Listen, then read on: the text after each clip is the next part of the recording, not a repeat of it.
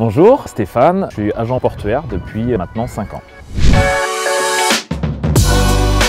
Pour que ce soit bien organisé, on va avoir un bureau qui va gérer les appels et qui va distribuer les emplacements.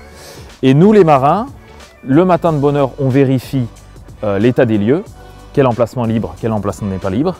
Et après, on va gérer la circulation pour emmener les plaisanciers au bon endroit.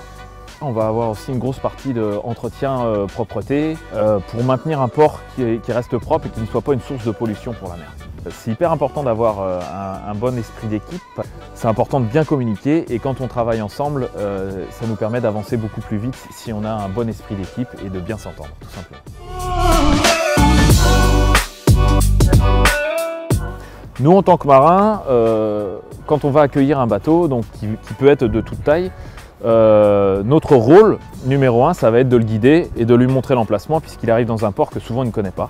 La plupart du temps, il manœuvre, il se met en place, on lui indique où sont les équipements du port et après on va répondre à toutes leurs questions où ça va être souvent est-ce qu'il y a un marché, est-ce qu'il y a un feu d'artifice.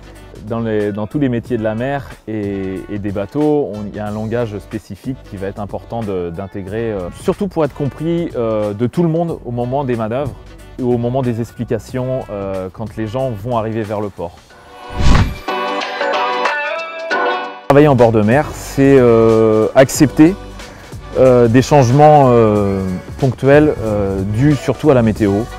On va toujours renforcer les équipes pour pouvoir gérer un fort vent et pouvoir, on va dire, assurer la sécurité au mieux de nos infrastructures et des bateaux. Quand on a une météo défavorable les week-ends, on est rappelé et on revient à plusieurs pour pouvoir gérer ça.